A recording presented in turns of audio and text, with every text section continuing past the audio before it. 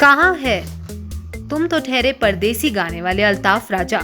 Singer बोले ये सुनकर लगता है बुरा।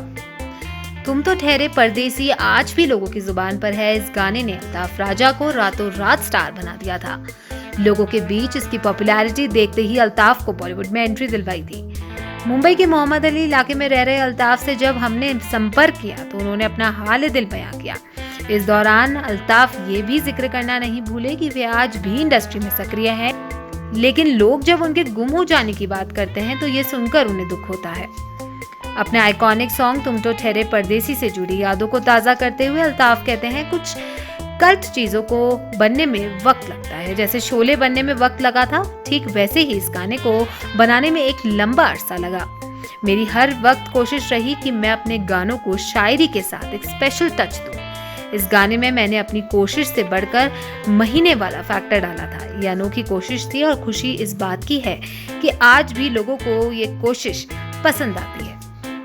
अल्ताफ ये भी नहीं बताना भूलते कि यह गाना उनके करियर का टर्निंग पॉइंट रहा है। अल्ताफ कहते हैं, बचपन से ही मैं सिंगिंग की तालीम ले रहा हूँ। मैं उस दौर का इंडिपेंडेंट आर्टिस्ट भी था। ऐसे में जब ये गीत लोगों के बीच आया तो एक अलग ही तरह की शोहरत से नवाजा गया मुझे। इस गाने को अपने करियर का टर्निंग पॉइंट मानता हूँ। इसी ने मुझे फिल्मों में भी एंट्री दिलवाई। इस गाने के बाद कई म्यूजिक प्रोड्यूसर्स की लाइन लग गई थी। फिल्मी गानों की सक्रियता पर अल्ताफ कहते हैं, मुझे बहुत बुरा लगता है कि लोग आकर मुझसे कहते हैं कि कहाँ गुम हो गया, फिल्मों में क्यों नहीं गाते हो। लेकिन आप बताएं, मैं तो लगातार सक्रिय हूँ। मैंने घनचक्कर, हंटर जैसी फिल्मों में गाना गाया है। अब कोई ऐसा कहे कि मैं गुम हूँ तो सुनकर कोफ्त होती है। हर साल मेरा गाना रिलीज होता है। कुछ समय पहले ही इंदौरी इश्क भी रिलीज हुआ, बस लोग अब पहचानते नहीं हैं।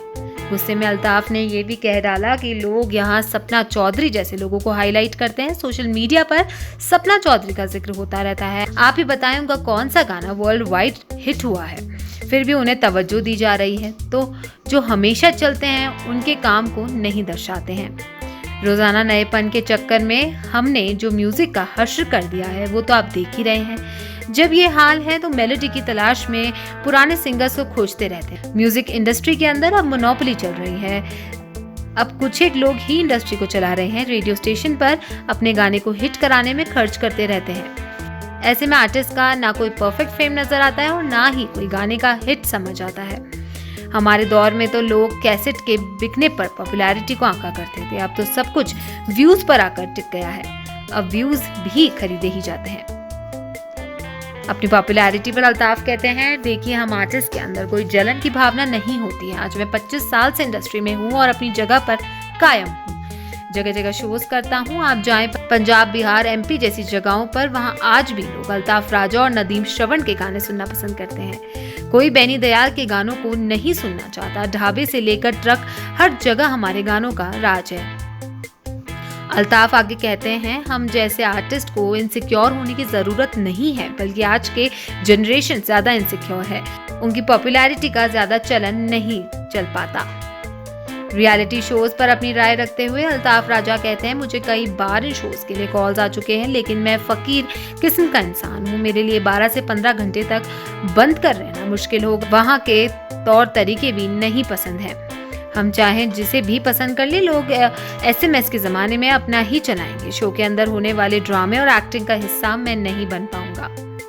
अपने गानों पर होने वाली छिटांगशी पर अल्ताफ कहते हैं, लोगों का तो काम है कहना, ये दुनिया का दस्तूर है। लोग हमेशा आपको गालियां देते रहेंगे। हम आर्टिस्ट अपनी साधना में लगे रहते हैं। हमें लोगों की परवाह नहीं है। अब कोई कहे ट्रक ड्राइवर के लिए गाना बनाता हूँ या थर्ड क्लास गीत है मेरे, मैंने कभी तवज्जो ही नहीं दी। मैं नेगेटिव कमेंट्स पर ध्यान नहीं देता हूँ। अपने बारे में अल्ताफ बताते हैं, मैं आज भी मुंबई के जिस इलाके से हूँ वहीं रहता हूँ। सक्सेस को कभी सिर पर चढ़ने नहीं दिया है। बहुत सादी सी जिंदगी जीता हूँ। कुछ समय पहले ही यूट्यूब चैनल भी शुरू किया, जहाँ गाने और शायरी का सिलसिला जारी है। इसके साथ ही अपने काम में सक्रिय हूँ। स्टेज शोज के अलावा फिल्मों में भी काम करता रहता हूँ। पिछला काम इंदौरी इश्क ही था।